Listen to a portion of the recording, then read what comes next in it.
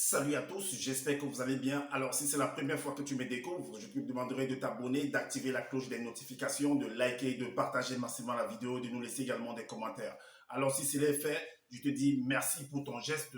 Comme je le dis constamment dans mes partages, que Salomon dit qu'il n'y a rien de nouveau, ce qui a été, c'est ce qui est, c'est ce qui sera encore, et que le physique est le reflet du non visible. Le Créateur, par son verbe, parle tantôt d'une manière, tantôt d'une autre, et l'on n'y prend point garde.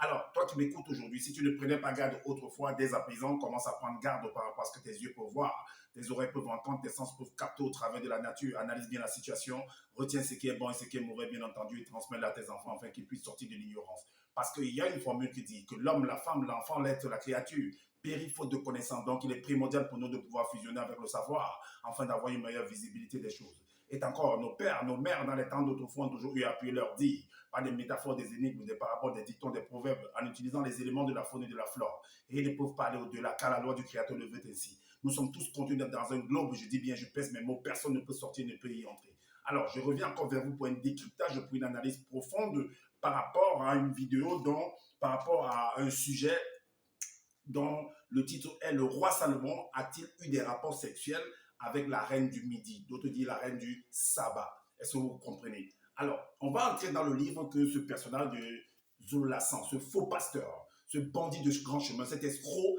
cet usurpateur d'identité est venu sur les réseaux sociaux. Il a copié en fait les Bibles classiques, il a copié le livre de Fab d'Olivet, il a copié le livre d'Alan Kardec, il a copié le livre des Secrets des Nobles et beaucoup d'autres livres également. Il a tellement regardé les mangas, les dessins animés, les chevaliers du zodiaque, il a appris sur la mythologie, les livres sur la mythologie grecque, nordique, et ainsi de suite. Alors, donc il est venu écrire ce livre. En écrivant ce livre, il a sectionné beaucoup de choses. Il a copié-collé ce qui lui plaisait pour venir écrire ce livre et d'autres livres également qu'il a eu à écrire, en faisant croire qu'il est le seul enseignant, il est le seul mandaté, il est le seul initié en chef consacré, il est le deuxième né de la création, il est le prophète, le seul prophète, le seul homme de Dieu valable, celui qui maîtrise toutes les révélations. Alors, il a déclaré en fait dans ses vidéos que la reine du Midi n'a jamais eu de relation, de rapport sexuel avec le roi Salomon.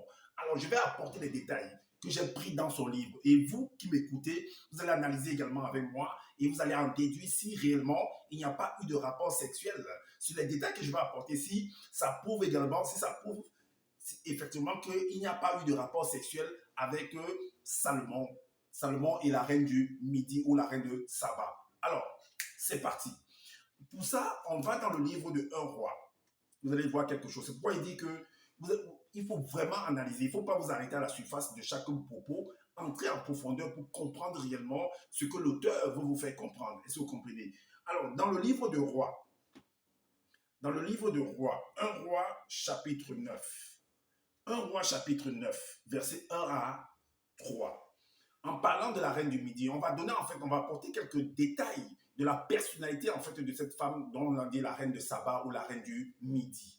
Et on va apporter également les détails de la personnalité de Salomon. Et vous allez fusionner pour voir si c'était vraiment, si ça pouvait faire un boom, si ça pouvait créer vraiment un effet cupido entre les deux personnalités. Est-ce que vous comprenez entre les deux personnages? Alors, qu'est-ce qu'il est dit par rapport à la reine du Midi? À partir du verset 1 au verset 3, il est dit, il y avait, selon ce que Zoula a écrit, hein, il y avait une très belle femme noire, initiée, puissante et très influente dans le grand et puissant pays de Mundo, c'est-à-dire à l'est, dans l'Éthiopie, connue sous le nom de Kinyek, considérant la reine du Midi. Elle était une des plus belles femmes de tous les temps. Elle connaissait le secret contre toutes sortes de sorcelleries. Le verset 3 nous dit, son intelligence analytique la rendait capable de survoler le déroulement global d'une transaction royale tout en entrant dans les détails. Est-ce que vous comprenez? Voilà, c'est que un bref récapitulatif de sa personnalité, de son identité, de son CV. Est-ce que vous comprenez? Alors, dans le, dans le, dans le, alors, on va vous faire comprendre également, Zoula, dans son propos, en fait, va faire comprendre que cette femme, en fait, aimait plaire. En gros, vous devez comprendre qu'elle aimait séduire. Et on va vous apporter les détails là que Zoula lui-même a écrit. Alors, dans le verset 13 à 15, il est dit qu'elle aimait cette reine du Midi, elle aimait en fait plaire. Je me demande, je me pose la question si elle était mariée ou pas. Mais de toute façon, ce qui est écrit, c'est qu'elle aimait plaire et recherchait avant tout la justice et l'harmonie. Donc, quand on dit qu'elle aimait plaire, ça veut dire qu'elle aimait séduire. Donc, elle prenait vraiment le temps sur sa personnalité pour pouvoir séduire celui qui était en face d'elle. Alors, le verset suivant nous dit que, éprise de perfection, elle était sensible à la beauté. Il lui arrivait de développer spirituellement le souci du détail. Donc, elle aimait le détail. Donc, quand elle se maquillait, quand elle se parfumait, quand elle portait ses robes, quand elle commandait ses robes, donc le détail était très, très important. Elle savait quand elle va dans telle soirée ce qu'elle doit mettre, en fait, pour pouvoir être remarquée de tous. Alors, dans le livre, en même temps qu'elle aimait plaire, elle aimait séduire. On revient maintenant sur Salomon. Est-ce que Salomon aimait ce genre de femme-là? Quel était son regard vis-à-vis d'une femme qui est intelligente, une femme qui a le souci du détail, une femme qui sent bon, une femme qui sait se coiffer, une femme qui sait agencer des couleurs, qui sait s'habiller, une femme qui a une grande capacité, qui a une forte influence comme ça? Qu'est-ce que Salomon pensait de ce genre de personnalité, de ça, de femme? Est-ce que Salomon, c'était quelqu'un qui aimait les femmes? Est-ce que Salomon, quand il voyait une femme de cette envergure-là, est-ce qu'il faisait tout pour pouvoir la voir dans son lit? Ok.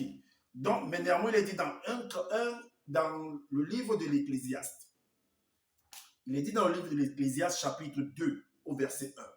Alors, Salomon dit, j'ai dit en mon cœur, allons, je t'éprouverai par la joie et tu goûteras le bonheur. Et voici, c'est encore là une vanité. Donc, en fait, à un moment donné de sa vie, ce monsieur de Salomon, en fait, il s'est dit des choses en lui-même, qu'il va vivre, il va goûter aux choses. Et à un moment de sa vie encore, après avoir fait tout cela, il trouve que c'est une vanité, en fait. Mais pendant que tu le faisais, tu goûtais, ce n'était pas une vanité. Allez comprendre pourquoi par la suite il a dit que c'était une vanité.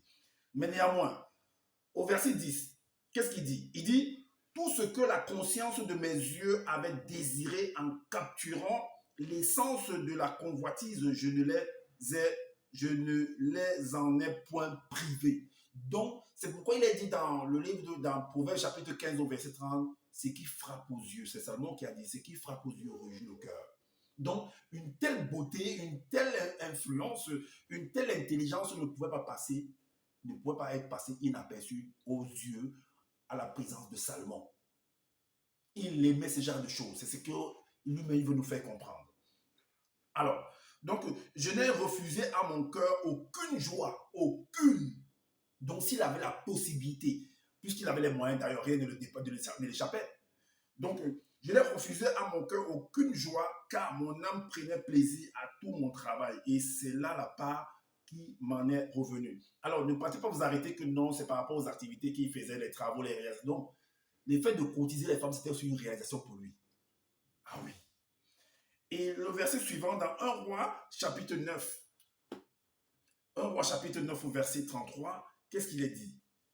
Chapitre 33, il est dit que le roi Mon fut attiré et subjugué. Le roi Salomon fut attiré et subjugué par la douceur et la beauté incroyable de la reine de Saba, de la reine du Midi. Salomon, dont la personne dont il s'est privé, il n'a privé rien de ses yeux, il n'a privé rien de ce que ses yeux regardaient. Donc, ce sur quoi ses yeux tombaient, il voulait. Et en plus, quand c'est une beauté pareille, tu ne passeras pas, puisqu'il a les moyens de sa politique. Voilà pourquoi on dit ici que le roi Salomon fut attiré et subjugué par la douceur et la beauté incroyable de la reine du Midi, dont la reine de Saba. Est-ce que vous comprenez? Et on te dit que vu qu'elle avait entendu en fait également, vu que c'est quelqu'un qui aimait aussi également des bonnes choses, cette reine du Midi, elle aimait des bonnes choses, elle aimait des personnes intelligentes, des personnes qui ont des grandes richesses. Entre eux là-bas, ils se fréquentaient. Et c'est comme ça qu'elle va aller à la rencontre en fait de ce Salomon-là. Elle va aller à la rencontre de ce monsieur. Voilà pourquoi il est dit dans 1 roi chapitre 9, versets 18 et 19, il est dit que la reine du Midi a pris la réputation de Salomon, que Salomon s'était acquise, a pris la réputation que Salomon s'était acquise lui-même, attestant que tout ce dont il jouissait, elle était fait au nom de Loba. Elle vint lui poser des questions difficiles pour voir s'il était vraiment digne de sa grande et mystérieuse réputation. Elle arriva dans la grande ville ancestrale de Longanapi avec un cortège considérable de chameaux et des chevaux portant énormément d'épices, de parfums, de l'or en très grande quantité et des pierres précieuses. Alors, donc, elle est allée vers Salomon et qu'est-ce qu'il a dit par rapport à ce passé? Voilà une femme qui va vers un monsieur qui est intelligent, qui est sage, selon ce qu'ils sont venus écrire, donc qui a aussi des richesses et tout et tout. Et que dit Proverbe dans le livre de Salomon lui-même, dans Proverbe chapitre 16? C'est cette femme qui est allée vers lui. Alors, dans Proverbe chapitre 7, verset 10 à 27, 10 à 21, elle est dit, voici que la femme sans mêlée vient à la rencontre vêtue, à sa rencontre vêtue de vêtements provoquants et la ruse au cœur. Et vu que c'était une femme qui aimait le détail, c'était une femme qui était influente, c'était une femme qui aimait faire se séduire, qui aimait plaire. Donc, elle va se préparer pour aller à la rencontre de Salomon. Est-ce que vous comprenez? Alors, voilà pourquoi elle était bouleversante, déchaînée, sans aucune honte. Elle était satisfaite. En allant là-bas, elle savait ce qu'elle partait faire. Alors, la suite nous dit quoi? Elle le saisit et l'embrassa après avoir rencontré Salomon. C'est que, voilà, c'est ce que ça dit ici. Elle l'embrassa et le regardant droit dans les yeux avec assurance et elle lui dit, j'avais promis un sacrifice à, bon, selon ce que je l'ai à Djengo pour la remercier, je l'ai offert aujourd'hui. C'est pourquoi je suis sorti au devant de toi pour te chercher. Et je t'ai trouvé. J'ai orné mon lit de couverture, de tapis, de fil de Djen, de Jérusalem, d'Égypte. J'ai parfumé ma couche de parfums délicieux. Viens, ayons des relations sexuelles non protégées jusqu'au matin. Jouissons ensemble du plaisir qu'elle procure. Car mon mari n'est pas à la maison, il est parti pour un voyage lointain. Il a pris avec lui le sac d'argent, il ne reviendra à la maison qu'au troisième jour. Elle le séduisit à force de paroles, elle entraîna par ses lèvres attirantes, puisqu'elle aimait plaire. Il se mit tout à coup à la suivre comme un bœuf qui va à la boucherie, comme un fou qu'on lit pour le châtier. Jusqu'à ce qu'un des banabos, c'est-à-dire un satyre démon en forme de bouc, puisse prendre possession de lui, comme l'oiseau qui se précipite dans le filet, sans savoir que c'est au prix de sa vie. Et maintenant, mon fils, écoute-moi et sois attentif aux paroles de ma bouche. Que ton cœur ne se détourne pas vers les voies d'une telle femme. Ne t'égare pas dans ses sentiers. Est-ce que Salomon comprenait ça? Est-ce que Salomon lui comprenait? Puisque tout ce que ses yeux frappaient, ben lui voulait manger ça. Est-ce que lui comprenait alors ça? Car elle a fait tomber beaucoup de victimes et ils sont nombreux. Tous ceux qu'elle a tués. Sa maison, c'est le chemin du séjour des morts. Il descend vers les demeures de la mort. Salomon ne comprenait pas lui ça. Lui, son problème, c'est que tout ce que ses yeux frappent, non. Tout ce sur quoi ses yeux se déposent, lui, il veut manger, il veut goûter. Il veut manger le miel. Il veut plonger dans le miel. Oui. Donc, voilà un peu le truc. Et à la fin maintenant, ben, Zoulava va nous faire comprendre dans 1 roi chapitre 9, verset 36 que, mais la reine du Midi et le roi Salomon n'eurent point de rapport sexuel ensemble à aucun moment. À aucun moment. Elle est partie à la rencontre de l'époux. Vous savez ça, vous connaissez la parabole des 10 vierges. Vous avez entendu la parabole des 10 vierges. On dit qu'il y avait 10 vierges, en fait, selon les Bibles classiques, qui sont allées à la rencontre de l'époux. Et en réalité, c'est 5 vierges qui sont trouvées grâce et sont entrées dans la salle des noces. Est-ce que vous comprenez? Mais en réalité, on nous fait encore comprendre quelque part dans le livre de l'Apocalypse qu'en réalité, les 5 vierges qui ont même réussi à entrer là dans la salle des noces, c'était une seule vierge en fait, si vous voulez comprendre. Est-ce que vous comprenez? Que c'était une seule vierge qui était entrée, qui a réussi à s'introduire dans la salle de noces. Donc, c'est écrit dans le livre de l'Apocalypse, c'est que je ne suis pas seulement en train de voir dans son livre ici, mais dans les Bibles classiques là-bas, dans les Bibles classiques, j'ai ce verset. Alors, donc, c'est ça en fait. Si vous voulez comprendre, c'est ça. Avec tous ces détails-là que je viens d'apporter là, ben, dites-nous en commentaire, est-ce que Salomon et la reine du Midi ont vraiment eu des rapports sexuels ou pas? Avec tous ces détails qu'on vient d'apporter. Donc, comme, et non, ce que Zola, lui, il nous fait comprendre que, comme on a lu le verset, au verset 36, chapitre 9, qu'il n'y a pas eu de relation sexuelle entre Salomon et la reine du Midi. Mais les détails nous donnent autre chose, en fait. Ou alors, je ne sais pas qu'est-ce que vous en pensez, vous qui m'écoutez, dites-nous en commentaire si vraiment il y a eu des rapports sexuels ou pas. S'il y a des versets qui prouvent que non, il n'y a pas de rapports sexuels. Parce qu'on ne va pas toujours écrire tout comme vous pensez. Il y a une façon d'écrire, il y a des métaphores, il y a des énigmes, il y a une façon, il y a un langage soutenu qu'on utilise toujours. Vous pouvez lire en surface et ne pas comprendre ce qui se passe en sous-marin.